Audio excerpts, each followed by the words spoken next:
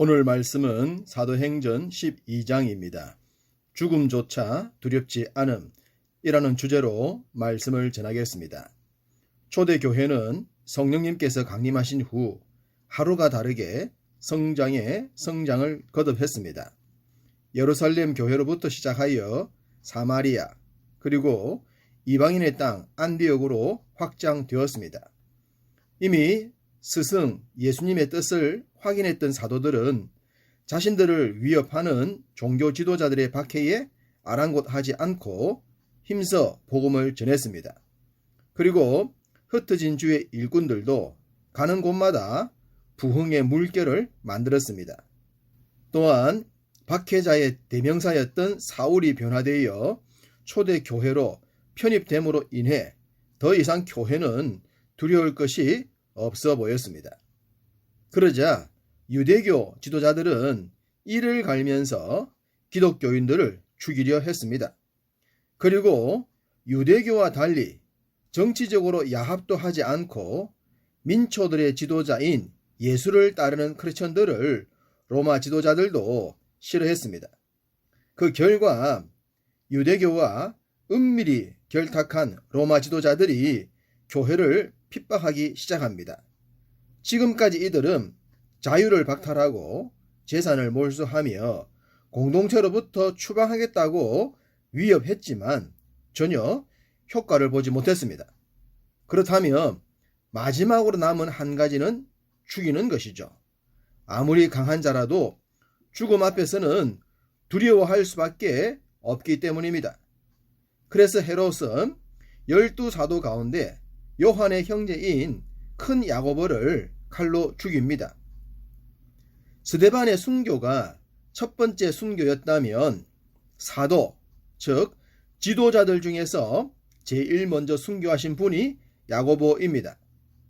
야고보는 베드로, 요한과 함께 3대 제자에 들 정도로 중요한 인물이었습니다.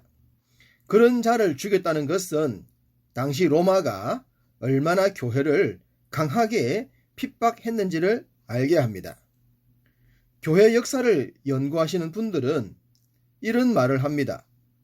교회는 순교자들의 핏방울 위에 세워졌다고 말입니다. 그렇습니다. 초대 교회뿐만 아니라 교회가 세워졌던 많은 나라들이 순교자를 배출했습니다. 물론 우리나라도 그러했습니다. 사탄은 세상은 죽음으로 믿는 자들을 위협하지만 성공한 적이 없습니다. 부활의 주님을 만나고 나면 죽음의 문제가 해결되기 때문입니다. 세상은 그 원리를 모르기 때문에 언제나 죽음으로 최종 승부를 보려고 하죠. 헤롯은 로마의 권력을 등에 지고 유대인들의 협력하에 자신의 정치 생명을 이어가고 있었습니다. 이런 때에 야고보를 죽이자 유대인들이 너무 기뻐하면서 자신을 칭송하는 것을 보게 됩니다. 그러자 그 분위기를 잇기 위해서 초대교회의 상징적 인물인 베드로를 체포해 버립니다. 베드로까지 죽인다면 초대교회는 쉽게 무너질 것이라고 생각했겠죠. 우리는 유대교와 로마를 보면서 그들, 소위 세상의 행위가 주는 교훈을 생각해 봅니다. 세상은 믿는 자들을 위협하다가 최종적으로 죽음으로 몰아갑니다. 죽음 앞에서는 누구라도 약해지고 자신의 철학과 믿음조차도 포기하는 경우가 많기 때문입니다. 우리가 믿음을 가지고 살아가는 한 이러한 세상의 공격은 끊어짐이 없음을 알고 있어야 할 것입니다. 헤롯은 베드로를 구금한 후에 자신의 뜻이 확고함을 보여줍니다. 그것은 베드로를 지키는 군인들을 보면 알 수 있습니다. 4인이 1조가 되어 4시간씩을 지키게 했는데 총 4개 조를 만들었습니다. 그러니 16명을 한 팀으로 묶어서 옥에 갇힌 베드로를 지키게 했던 것입니다. 베드로가 흉악한 살인자도 아니고 그렇다고 데모하는 선동꾼도 아니었습니다. 그런데도 불구하고 이런 조치를 취한 것은 그들이 그만큼 교회를 두려워했단 말이 됩니다. 두렵지 않다면 굳이 이렇게까지 할 필요가 없었겠죠. 그들은 자신들의 권력과 야합된 힘으로 교회를 핍박했지만 실제로는 자신들이 두려워하고 있었던 것입니다. 아주 역설적으로 말입니다. 어쨌든 야고보의 순교 후 베드로의 체포와 지키는 군인들의 분위기로 봤을 때 날이 밝으면 베드로가 죽임을 당하게 되는 것은 기정사실이었습니다. 이 사실을 누구보다 베드로는 쉽게 느낄 수 있었을 것입니다. 그런데 베드로는 죽음이 코앞에 다가오고 있는데도 불구하고 아주 깊이 잠에 빠지고 말았습니다. 7절을 보시면 천사가 베드로의 옆구리를 쳐서 깨울 정도였습니다. 보통 사람 같으면 캄캄한 감옥에 천사로 인해 환한 광채가 가득했다면 눈을 뜨는 것이 정상이지 않겠습니까? 그것도 죽음을 앞둔 상태라면 말입니다. 이럴 때는 숙면을 취하기가 어렵죠. 잠을 자더라도 선잠을 자게 됩니다. 그런데도 베드로는 옆구리를 쳐야 일어날 정도로 깊이 잠들었습니다. 그렇다면 베드로는 이미 죽음의 문제를 초월했다는 것이 되지 않겠습니까? 죽고 사는 것을 하나님께 맡겨버렸기 때문에 이런 행동을 보일 수가 있는 것입니다.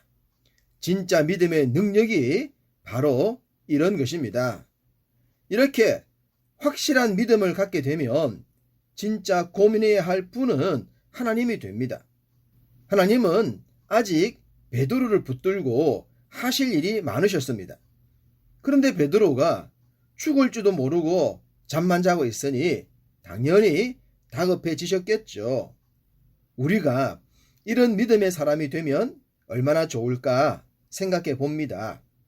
하나님을 다급하게 만들 수 있는 믿음 말입니다. 하나님은 천사를 통해 베드로를 깨운 후에 감옥을 지키는 4명의 군인들을 깊이 잠들게 하셨습니다. 그리고 닫힌 철문들을 자동문처럼 자연스럽게 열어주신 후 기도하고 있는 마가 요한의 어머니 마리아의 집에 가게 하셨습니다. 물론 다음 날 감옥은 난리가 났겠죠. 헤롯은 감옥을 지켰던 군인들을 신문했을 것이고 원인을 몰랐던 군인들은 당연히 적결 처분을 받았을 것입니다. 그리고 더 혈안이 되어서 베드로를 잡고자 했지만 하나님은 그를 안전한 곳으로 피하게 하셨습니다. 야고보를 잃고 베드로까지 감옥에 갇혀서 이를 위기에 봉착했던 교회는 절망할 수 있었습니다. 그렇지만 자신들의 힘으로 아무것도 할 수 없을 때 하는 것이 있죠. 기도입니다. 교회가 힘써 기도할 때 금방이라도 죽을 것만 같았던 베드로가 살아서 돌아옴을 보게 됩니다. 아마도 당시 교회는 그 일로 인해 더욱 강해졌을 것입니다. 물론 베드로가 순교를 당하더라도 교회는 전진했겠지만 베드로를 통해 보여주신 이적은 더 강한 믿음을 갖게 하지 않았겠습니까? 환난 속에서 핍박 속에서 교회와 믿음은 더 강해지는 법입니다. 이후 헤롯이 많은 사람들에게 신처럼 높임을 받는 일이 일어납니다. 이때 지금까지 헤롯을 용납하셨던 하나님께서 개입을 하십니다. 23절 헤롯이 영광을 하나님께 돌리지 아니하므로 주의 사자가 곧 친히 벌레에게 먹혀 죽으니라. 역사는 헤롯의 갑작스런 죽음을 돌발성 바이러스에 의함이라고 합니다. 어쨌든 죽음은 죽이려는 자를 찾았고 죽을 위기의 사람은 피했습니다. 이것이 하나님의 주권 속에 있는 죽음의 방향입니다. 그러니 우리는 죽음 자체를 보지 말고 죽음을 주관하시는 하나님을 봐야 합니다. 사람들은 신과 같은 권력과 재력을 가졌던 헤롯을 칭송했지만 그런 그의 갑작스런 죽음을 보면서 어떤 생각이 들었을까요? 세상은 순식간입니다. 그러니 그 순식간인 것에 마음을 빼앗기지 맙시다. 반면 영원한 하나님의 나라에 집중합시다. 비록 세상이 알아주지 않더라도 말입니다. 하나님이 기억하시면 족하리. 이것이 우리의 믿음이 되어 오늘도 믿음으로 승리하는 하루가 되시기를 주님의 이름으로 축복합니다.